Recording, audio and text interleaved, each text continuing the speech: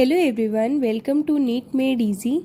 आज हम शुरू करने वाले हैं part 4 of cell the unit of life of NCERT highlight series. Sorry, कुछ दिनों से वीडियो नहीं आ पा रही थी, मेरी थोड़ी तबीयत ख़राब चल रही थी इसलिए। पर आज हम फाइनली स्टार्ट करते हैं विद द टैगलाइन, एक बार ये वीडियो देख डाला तो आपका नीट प्रेप होगा जिंगा लाला। So first topic of today's class is cell wall. तो मैंने जैसे अपनी एनसीईआरटी में नोट किया हुआ है कि सेल वॉल जो है वो कम्प्लीटली परमिएबल होता है। जैसे हमने लास्ट क्लास में सेल मेम्ब्रेन के बारे में पढ़ा था, वो कैसे होती थी, सेलेक्टिवली परमिएबल। ये कम्प्लीटली परमिएबल होती है, सारे मॉलिक्यूल्स को अपने आर पार जाने देती है। As you may recall, a non living rigid structure called cell wall forms an outer covering for the plasma membrane of fungi and plants. तो यहाँ पर हमें मेंशन किया हुआ है कि ये एक नॉन लिविंग रिजिड स्ट्रक्चर होता है। तो आपको याद रखना है क्या सेल वॉल लिविंग है या नॉन लिविंग है। तो ये क्या है, नॉन लिविंग है। और ये आउटर कवरिंग फॉर्म करती है प्लाज्मा मेम्ब्रेन की, किस में, फंजाई और प्लांट सेल्स में। ये एनिमल सेल्स में नहीं मिलती है। Cell wall not only gives shape to the cell and protects the cell from mechanical damage and infection, it also helps in cell-to-cell interaction and provides the barrier to undesirable macromolecules. तो इस line में हमें बताए हुए हैं cell wall के functions कि सबसे पहले हमें जो सेल वॉल है इसका फंक्शन पढ़ना है कि शेप ऑफ द सेल को मेंटेन करने में हेल्प करती है। एक तो ये रिजिड स्ट्रक्चर है और ये आउटर मेम्ब्रेन है सबसे ज़्यादा प्लांट सेल्स में, तो ये शेप को मेंटेन करेगी। फिर ये प्रोटेक्ट करेगी सेल को फॉर द मैकेनिकल डैमेज, कि कोई भी बाहर डैमेज हो रहा है या कुछ इन्फेक्शन हो रहा है तो उससे भी ये प्रोटेक्ट करेगी। कुछ भी इन्वायरमेंटल टर्ब्यूलेशंस आ रही हैं, जैसे कि मान लो अर्थक्वेक आ गया, कुछ आ गया, तो ये बाहर से प्रोटेक्ट करेगी। It also helps in cell to cell interaction and provides barrier to undesirable molecules. ये एक बैरियर प्रोवाइड करती है, मतलब जो अनडिजायरेबल मैक्रो मॉलिक्यूल्स हैं उन्हें नहीं आने देती है। Algae have cell wall made up of cellulose, galactans, mannans and minerals like calcium carbonate, while in other plants it consists of cellulose, hemicellulose, pectins and proteins. इस लाइन से पहले NEET में PYQ भी आया हुआ है, तो आपको कॉम्पोजिशन याद रखनी है कि एल्गी की जो सेल वॉल है वो किस किस चीज़ से मिलकर बनी होती है। तो वो है cellulose, galactans, mannans and the minerals like calcium carbonate. तो जैसे कुछ क्वेश्चंस में आपसे सिंपली पूछा जाएगा कि क्या एल्गी की सेल वॉल में कौन सा मिनरल मिलता है, और मान लीजिए उसमें ऑप्शन में कैल्शियम फॉस्फेट भी दिया है, तो नहीं, वो नहीं आएगा। दैट इज जो आंसर है करेक्ट वो होगा कैल्शियम कार्बोनेट। और हमें बताया कि अदर प्लांट्स में किस किस चीज़ से कंपोज होती है, that is cellulose, hemicellulose, pectins and proteins. The cell wall of a young plant cell, the primary wall is capable of growth. तो जो सेल वॉल होती है यंग प्लांट सेल की, जिसे हम प्राइमरी वॉल कहते हैं, वो होती है कैपेबल ऑफ ग्रोथ, वो ग्रोथ कर सकती है। Which gradually diminishes as the cell matures. जब सेल जो है वो मेच्योर होता है तो ये धीरे धीरे क्या होने लग जाती है, डिमिनिश होने लग जाती है, खत्म होने लग जाती है। And the secondary wall is formed on the inner towards the membrane side of the cell. ये मैंने आपसे question of the day series में भी पूछा था। जो सेकेंडरी वॉल है वो अंदर की साइड बनती है, और अंदर की साइड मतलब किस तरफ, towards the membrane side of the cell. तो आपको ये लाइन बहुत अच्छे से ध्यान रखनी है, ये भी नीट के PYQ में आई हुई है। Next line is the middle lamella is a layer mainly consisting of the calcium pectate which holds और glues the different neighbouring cells together.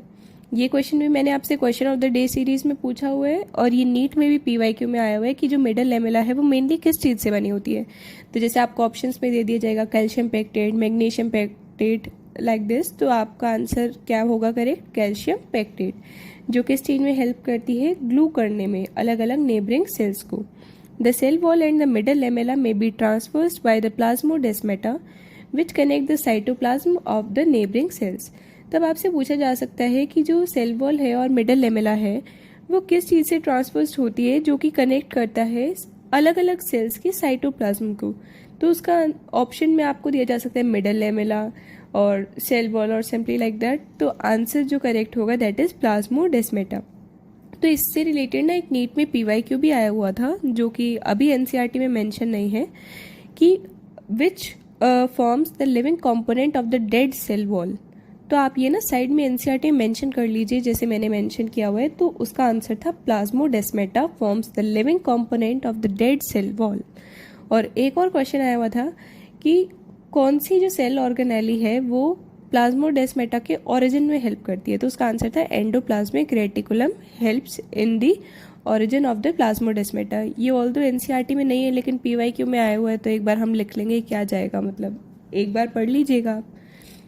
तो नेक्स्ट टॉपिक पर अब हम आते हैं endomembrane system. While each of the membranous organelles is distinct in terms of its structure and function, many of these are considered together as endomembrane system because their functions are coordinated. तो जो endomembrane system के बारे में हमें पढ़ना है, तो यहाँ पर हमें सबसे पहले बताया है कि जो काफ़ी सारी मेम्ब्रेनस ऑर्गेनेलीज हैं वो डिस्टिंक्ट होती है, मतलब उनके अलग अलग फीचर्स होते हैं in the structure and the function.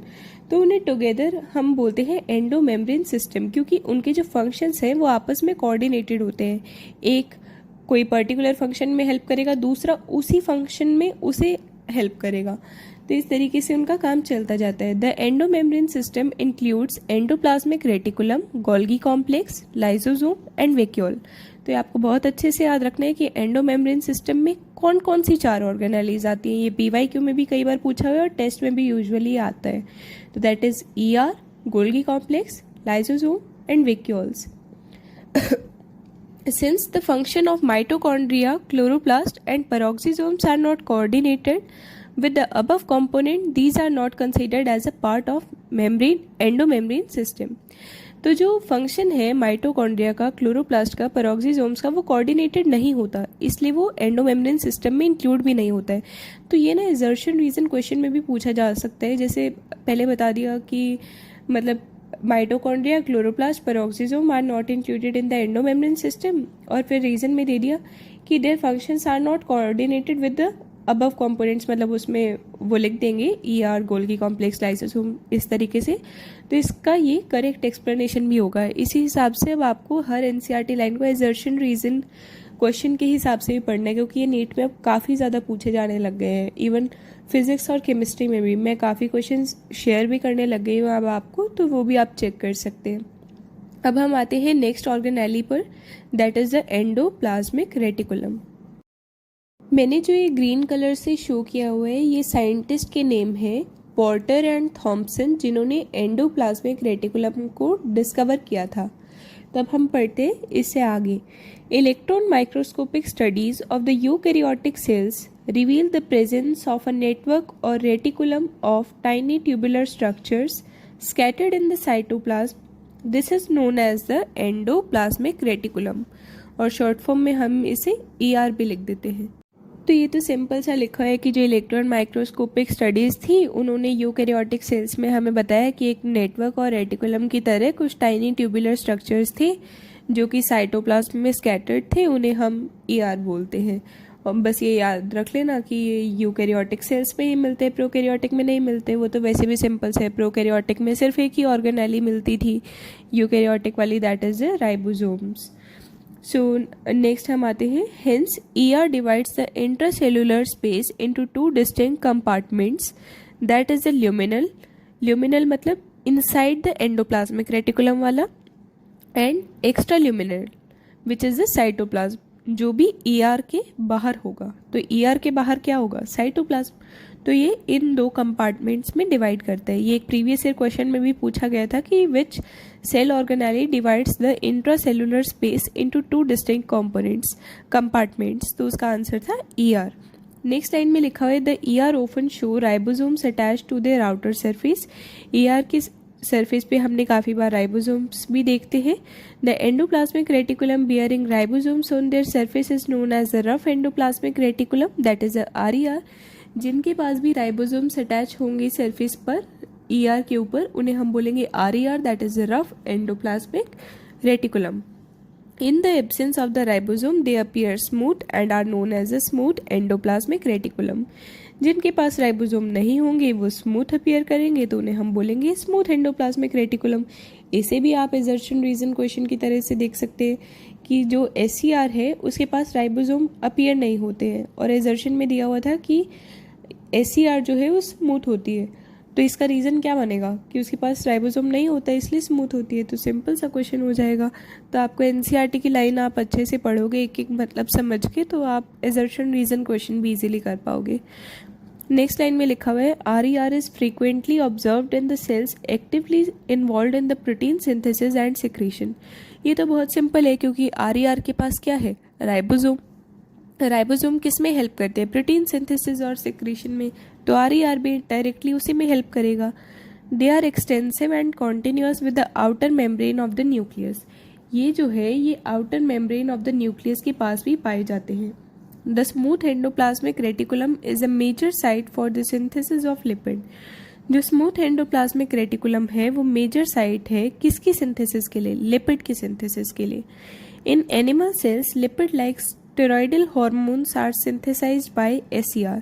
काफ़ी इंपॉर्टेंट लाइन है और ये प्रीवियस ईयर क्वेश्चन में भी पूछी गई है कि स्टेरॉइडल हार्मोन्स को सिक्रीट कौन करता है, जो कि लिपिड जैसे, ये भी ध्यान रखना है, लिपिड जैसे प्रोटीन जैसे कैसे हैं, तो these are lipid like steroidal hormones जो कि सिक्रीट होते हैं किन से, SCR से। अब हम देखते हैं साइड में हमें डायग्राम शो किया हुआ है, ये प्रीवियस ईयर क्वेश्चन में भी आया हुआ है ये डायग्राम। सबसे पहले हमें न्यूक्लियस दिखाई दे रहे हैं, फिर हमें न्यूक्लियर पोर दिखाई दे रहे हैं, वहीं पे हमें साथ में जैसे लिखा हुआ था कि these are extensive and continuous with the outer membrane of the nucleus. ये लाइन अभी हमने थ्योरी में पढ़ी थी, तो हम देख सकते हैं वहाँ पर हमें रफ एंडोप्लाज्मिक रेटिकुलम भी शो कर रखे हैं, और वहीं पर जो छोटी छोटी सर्कल्स हैं ग्रीन कलर के, दीज आर द राइबोसोम्स। और नीचे की तरफ आप देखेंगे तो स्मूथ एंडोप्लाज्मिक रेटिकुलम भी शो हो रखी है। अब मैंने ये साइड में कुछ इम्पॉर्टेंट पॉइंट्स लिखे हुए हैं, इन्हें भी आप देख सकते हैं। वेसिकल्स जो हैं वो सिर्फ एंडोप्लाज्मिक रेटिकुलम में मिलती हैं। Structure found in the spermatocytes, ये वैसे इतना इम्पोर्टेंट नहीं है लेकिन मतलब थोड़ा आउट ऑफ NCERT पॉइंट्स है, और ये पुराने कभी PYQs में पूछे जाते थे इसलिए मैंने लिख लिए थे, आप लिखना चाहे तो लिख सकते हैं। फिर मैंने लिखा है सिस्टर्ने के बारे में, ये एसोसिएटेड होते हैं with the 60S of the ribosomes. ये जो वेसिकल सिस्टर्ने ट्यूब्यूल्स हैं ये एंडोप्लाज्मिक रेटिकुलम की ही अलग अलग मॉडिफिकेशंस थी। नेक्स्ट अब मैंने लिखा है SCR के फंक्शंस। तो एक तो हमने पढ़ लिया था लिपिड लाइक स्टेरॉइडल हार्मोन्स को सिंथेसिस करने में हेल्प करती है और सिंथेसिस ऑफ लिपिड में हेल्प करती है। इसके अलावा भी 2-3 फंक्शंस और हैं, ये भी आप देख सकते हैं। ग्लाइकोजन की मेटाबॉलिज्म में हेल्प करती है और डिटॉक्सिफिकेशन ऑफ ड्रग्स में, ये PYQ पे कई बार आया हुआ है, ये भी आप देख सकते हैं। और मसल कॉन्ट्रैक्शन में हेल्प करती है। नेक्स्ट हमें शो किए हुए RER के फंक्शंस। तो इसमें हमने मेन फंक्शन तो कर लिया था, that is they are associated with ribosome, so वो हेल्प करेंगे प्रोटीन सिंथेसिस में। पर एक और फंक्शन है कि ये SCR को भी जन्म RER ही देती है। जो SCR है वो किससे बनती है, RER से, और ये प्रोवाइड करती है precursor of the enzyme for the formation of lysosomes in the Golgi bodies.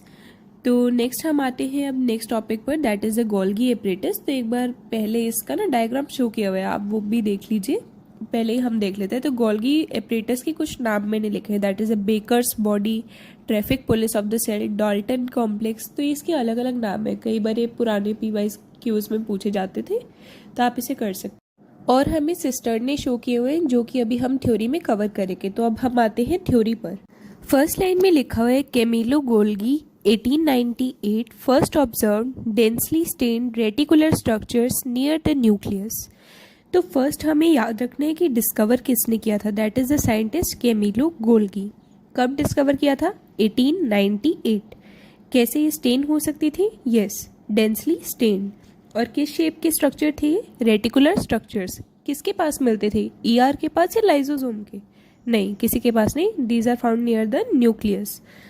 These were later named Golgi bodies after him. इनका नाम कैसे रखा गया था, साइंटिस्ट के नाम से। तो ये भी असर्शन रीजन बन सकता है, तो आपको ये भी याद रखना है इस फॉर्मेट में। They consist of many flat disc shaped sacs और cisternae of 0.5 micrometre to 1 micrometre in diameter. तो अब हमें बताया है कि ये काफ़ी सारे फ्लैट डिस्क शेप के सैक्स से मिलकर बने होते हैं जिन्हें हम सिस्टर्ने बोलते हैं। तो आपको सिस्टर्ने की शेप पता होनी चाहिए, which are disc shaped sacs, और उनकी डायमेंशंस क्या है, 0.5 micrometre to 1 micrometre in diameter. ये मैंने आपको पहले ही बताया था, मैंने एक पूरी सेल चैप्टर की सारी डायमेंशंस की एक वीडियो बनाई हुई है, सारी न्यूमेरिकल वैल्यूज़ की, तो आप वो चेक कर सकते हैं, मैं पिन कमेंट में भी मेंशन कर दूंगी। These are stacked parallel to each other. तो अब हमें याद रखना है, क्या ये स्टैक होते हैं पैरेलल या एंटी पैरेलल। तो ये स्टैक होते हैं पैरेलल फॉर्म में। Varied number of the cisternae are present in the Golgi complex. ज़रूरी नहीं है कि मतलब कुछ फिक्स नंबर ऑफ सिस्टर्नी ही प्रेजेंट होंगे, अलग अलग नंबर्स में भी प्रेजेंट होते हैं। The Golgi cisternae are concentrically arranged near the nucleus. जो गोल्गी के सिस्टर्नी होते हैं वो कॉन्सेंट्रिकली अरेंज्ड होते हैं एक सेंटर के around near the nucleus with the distinct convex cis और फॉर्मिंग फेस। तो अब आपको ना 3 नाम याद रखने हैं, कॉन्वेक्स, सिस, फॉर्मिंग फेस।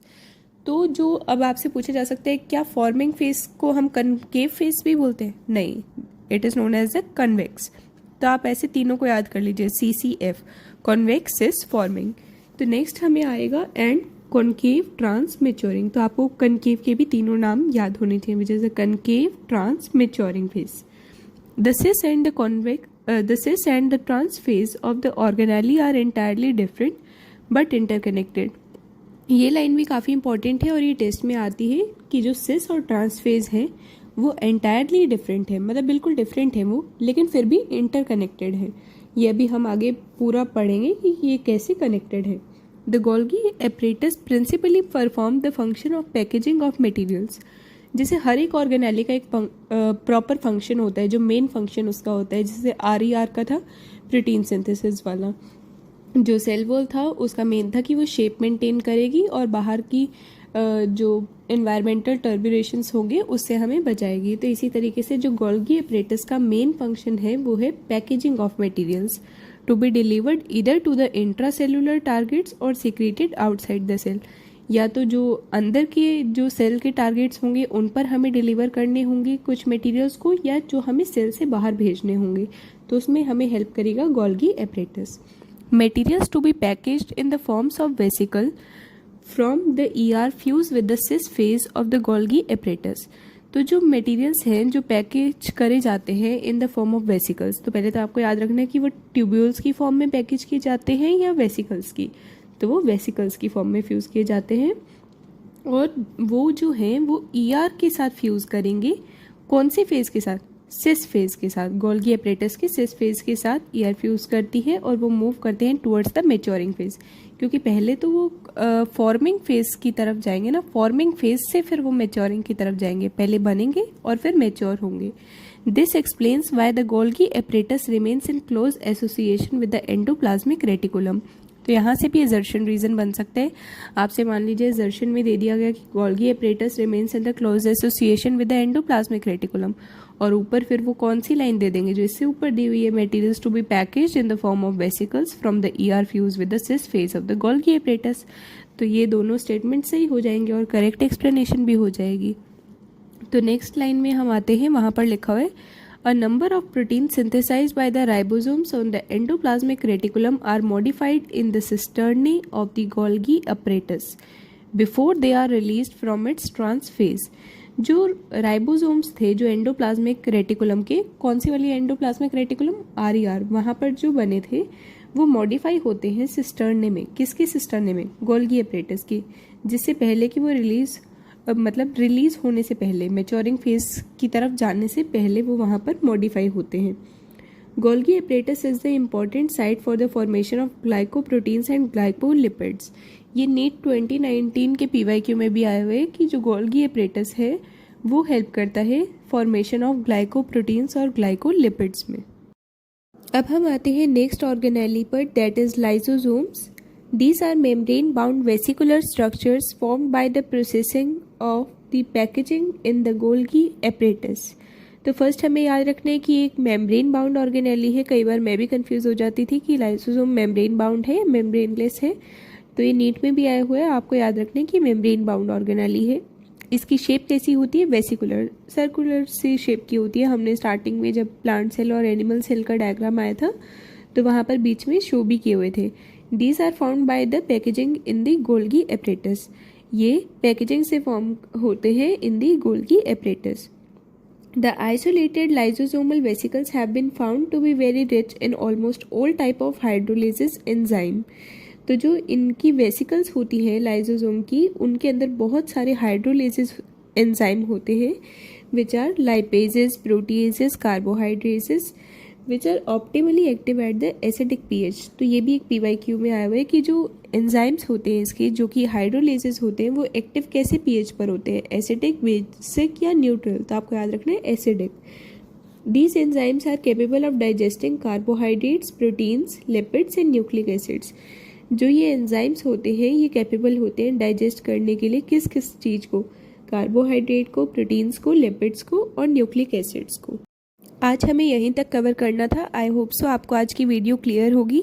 थोड़ी सी आवाज़ का इशू हो सकता है, मेरा थोड़ा गला ख़राब है इसलिए, तो आप इसकी स्पीड और वो सब आप चेंज करके सुन सकते हैं। और मैं कोशिश करूँगी कि वीडियोस डेली आ पाए, वरना अल्टरनेट डेज पर तो पक्का रहेगा। So thank you so much for watching.